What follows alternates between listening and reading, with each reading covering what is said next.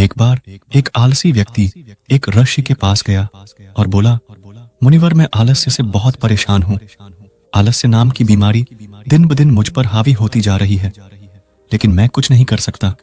कृपया मुझे कोई ऐसा रास्ता बताएं जिससे मैं अपना आलस्य त्याग कर मेहनती और सुखी जीवन जी सकूं। ऋषि ने कहा, आलस्य उसी व्यक्ति के जीवन में होता है जिसके जीवन में कोई बड़ा लक्ष्य नहीं होता, जो जिंदगी जीना नहीं बल्कि बिताना चाहते हैं। उस आदमी ने कहा, हाँ मुनिवर, मेरे जीवन में कोई बड़ा लक्ष्य नहीं है। मैं तो बस वहीं जी रहा हूं जहां जीवन की परिस्थितियां हमें ले जाती हैं। मैं उसी रास्ते पर जाता हूं, लेकिन ऋषि, मुझे वह रास्ता बताएं जिससे मैं अपने आलस्य से छुटकारा पा सकूं। ऋषि ने कहा, आलस्य हमारे जीवन में आता है 3 मुख्य कारण। पहला कारण बड़े लक्ष्य का अभाव, दूसरा कारण अपने शरीर और दिमाग को न समझ पाना, तीसरा कारण आलसी और बेकार लोगों की संगति करना। आलसी व्यक्ति ने कहा, ऋषि, कृपया इन 3 बातों को विस्तार से बताएं। ऋषि ने कहा, जिस व्यक्ति के जीवन में कोई बड़ा और स्पष्ट लक्ष्य नहीं होता, उस व्यक्ति के जीवन से आलस्य कभी नहीं जा सकता, क्योंकि एक स्पष्ट लक्ष्य व्यक्ति को प्रेरित और कार्यशील बनाए रखता है। और जब आलस्य आता है, किसी व्यक्ति के जीवन में प्रवेश करता है, तो यह मजबूत लक्ष्य उसे याद दिलाता है कि यह समय आलस करके बर्बाद करने का नहीं है, बल्कि कार्य करने का है। लेकिन लक्ष्य आपको उत्साह या निराशा के क्षणों में नहीं बनाना चाहिए, क्योंकि लक्ष्य उत्साह और निराशा के क्षणों में बनाए जाते हैं। ये स्थितियां समाप्त होते ही वह कमजोर हो जाता है। लक्ष्य का निर्धारण सदैव बहुत शांतिपूर्ण एवं विचारशील परिस्थितियों में करना चाहिए। वह लक्ष्य आपकी भावनाओं और दिल से जुड़ा होना चाहिए। साथ ही उस लक्ष्य को बनाने के पीछे एक मजबूत कारण होना चाहिए कि आप वह काम क्यों करना चाहते हैं। क्योंकि जब आप अपने लक्ष्य से भटक रहे हैं, तो उस लक्ष्य के पीछे का मजबूत कारण होना चाहिए। वह शक्ति होगी जो आपको आपके लक्ष्य तक वापस ले आएगी।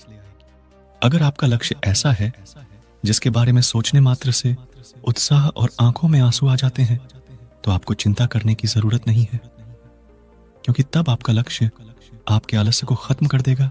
थेसिस ने आगे कहा, लेकिन कुछ लोग ऐसे भी होते हैं जिनके जीवन में एक लक्ष्य होता है, लेकिन फिर भी वह आलसी है। उनके जीवन में आलस्य का कारण यह है कि ऐसे लोग यह नहीं समझ पाते कि हमारा दिमाग कैसे काम करता है।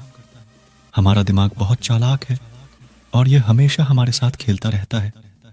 यह कभी भी किसी काम का विरोध नहीं करता, न तो उस काम का विरोध करता है और न ही उस काम को करने की कठिनाइयों को बढ़ा चढ़ाकर बताता है। जैसे कि यदि आप उससे कहेंगे कि पढ़ाई करो, तो वह कहेगा कि चलो थोड़ी देर आराम कर लेते हैं, फिर हम पढ़ाई करेंगे। यदि आप उसे ध्यान करने के लिए कहेंगे, तो वह कहेगा कि ध्यान करने का सबसे अच्छा समय सुबह ब्रह्म मुहूर्त में है। कल सुबह जल्दी उठेंगे और ध्यान करेंगे, और फिर आप सुबह ब्रह्म मुहूर्त में नहीं उठेंगे, न ही आप कभी ध्यान कर पाएंगे। अगर आप अपने मन से कहें कि मुझे पैसा कमाना है, तो वह कहेगा, क्या पैसा कमाना इतना आसान है? अगर यह इतना आसान होता तो आज हर कोई अमीर होता। उस आदमी ने कहा, ऋषि, फिर क्या उपाय है? मन की इस चालाकी पर ऋषि ने कहा कि इस मन के साथ वही करो जो यह तुम्हारे साथ करता है। जब तुम्हारा मन तुमसे कहता है कि थोड़ी देर आराम करो, तब तुम काम करोगे। तब तुम तुरंत उसे बताओ कि थोड़ी देर के लिए क्यों, क्या हम लंबे समय तक आराम करेंगे, लेकिन सबसे पहले इसे खत्म करते हैं। जब आपका स्वादिष्ट खाना खाने का मन हो, हम कल से व्यायाम करेंगे, तो तुरंत उसे बताएं ना, केवल स्वादिष्ट, बल्कि बहुत स्वादिष्ट खाना खाएंगे, लेकिन आज से व्यायाम शुरू करेंगे। कुल मिलाकर आपको अपने दिमाग को बेवकूफ बनाना होगा, क्योंकि यह आपको बनाता है। व्यक्ति ने कहा, लेकिन मैं अपने दिमाग को कब तक बेवकूफ बना सकता हूं? ऋषि ने कहा, जब तक आप रखना नहीं चाहते, इसे अपने जीवन से बाहर निकालो। ऋषि ने आगे कहा, या तो तुम अपने मन को मूर्ख बनाओ, अन्यथा यह मन तुम्हें ही मूर्ख बना रहा है। व्यक्ति ने कहा, मुनिवर, कभी कभी मैं निर्णय लेता हूं कि मैं इसे कल से ही करूंगा और अपना समय बर्बाद नहीं करूंगा, लेकिन जब अगला दिन आता है तो मैं उस काम को फिर से टाल देता हूं। सुबह सोचता हूं कि पूरा दिन हो गया, दोपहर में काम करूंगा। जब दोपहर हो जाती है तो सोचता हूं शाम को करूंगा, और फिर शाम से रात हो जाती है। लेकिन मैं अपना काम शुरू भी नहीं कर पा रहा हूं और फिर मैं पछताता रहता हूं। समय बर्बाद करने के लिए खुद को कोस रहा हूं और फिर अगले दिन वही होता है, फिर अगले दिन भी वही होता है और यह चक्र चलता रहता है और मैं अपने समय का ठीक से प्रबंधन नहीं कर पाता। ऋषि ने कहा कि यह समय को व्यवस्थित करने की बात नहीं है, यह सब मन को व्यवस्थित करने की बात है। जब तक आपका दिमाग शांत नहीं हो जाता तब तक आप समय भी तय नहीं कर सकते। अगर आप अपने समय पर नियंत्रण करना चाहते हैं तो आपके लिए अपने दिमाग पर नियंत्रण रखना बहुत जरूरी है और यह संभव है ध्यान से, अपने विचारों की जागरूकता से। दोस्तों, आशी ने उस आलसी व्यक्ति से ठीक ही कहा था कि अपने मन को व्यवस्थित किए बिना हम अपने समय को व्यवस्थित नहीं कर सकते। और इस विषय पर एक बहुत अच्छी किताब भी लिखी गई है जिसका नाम माइंड मैनेजमेंट है, ना कि टाइम मैनेजमेंट। व्यक्ति ने कहा, लेकिन मुनिवर, कभी कभी ऐसा होता है कि किसी काम को करने की इच्छा तो होती है और वह काम जरूरी भी होता है, लेकिन फिर हमारे शरीर में आलस से आ जाता है। हमारे शरीर में इतनी ऊर्जा नहीं है कि हम वह काम कर सकें। अगर हम उस काम को शुरू करते हैं तो बहुत जल्द हमारा शरीर थक जाता है, तो या तो हम उस काम को आगे के लिए टाल देते हैं या फिर अगर उस काम को करते हैं तो वह काम ठीक से नहीं हो पाता है। ऋषि ने कहा कि आप अपने मन को मूर्ख बना सकते हैं, लेकिन आप अपने शरीर को कैसे मूर्ख बना सकते हैं?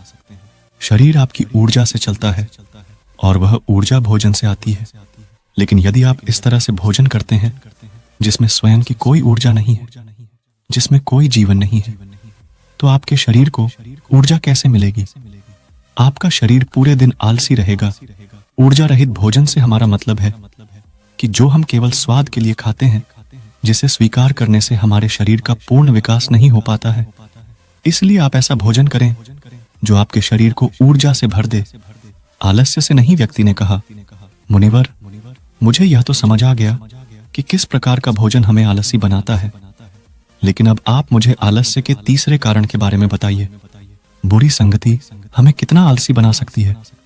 आरष्य ने कहा कि किसी भी इंसान के जीवन में सबसे ज्यादा मायने रखता है कि वह किस तरह के लोगों के साथ अपना जीवन बिताता है, क्योंकि कोई भी व्यक्ति अपने आसपास के लोगों और वातावरण से सबसे ज्यादा प्रभावित होता है। इसीलिए आपको यह ध्यान रखना होगा कि यह जरूरी है कि आपके दोस्त आलसी स्वभाव के न हों। क्या उनमें काम टालने की प्रवृत्ति होती है? क्योंकि अगर ऐसा है तो देर सवेर आप आलसी हो जाएंगे। आप भी काम टालना सीख जाएंगे, क्योंकि अच्छी आदतों की तुलना में बुरी आदतें लोगों को अधिक आसानी से आकर्षित करती हैं और फिर लोग इन बुरी आदतों के गुलाम बन जाते हैं। इसलिए आपको मेरे आसपास के आलसी लोगों के स्वभाव के प्रति सचेत रहना होगा और आपको उन लोगों का साथ छोड़ना होगा जो वास्तव में आलसी है। यदि आप आलसी लोगों के साथ रहेंगे तो आप आलसी हो जाएंगे। यदि आप ऊर्जावान लोगों की संगति करेंगे तो आप ऊर्जावान बन जाएंगे और फैसला पूरी तरह से आपके हाथ में है। इसलिए मेहनती और ऊर्जावान लोगों के साथ रहें, और अगर आपके आसपास ऐसे लोग नहीं हैं तो अकेले रहने की आदत डालें। उस व्यक्ति ने कहा, ऋषि, लेकिन मैं कहां से शुरू करूं? ऋषि ने कहा कि एक स्पष्ट और मजबूत लक्ष्य बनाकर शुरुआत करें। इसे बनाने के पीछे भी कोई मजबूत वजह होनी चाहिए।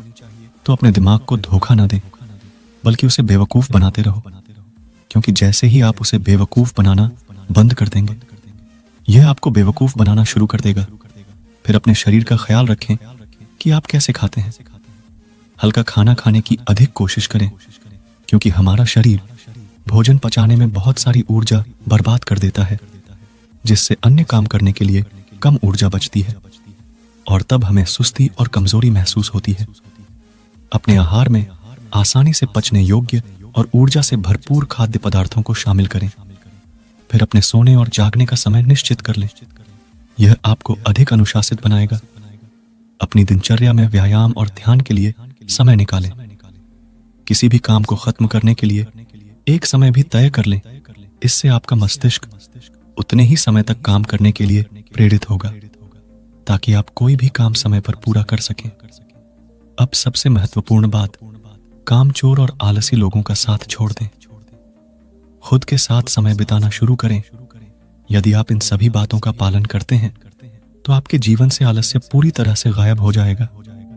यह सभी बातें सुनने के बाद व्यक्ति ने कहा, ऋषि, आलस्य से छुटकारा पाना बहुत आसान है।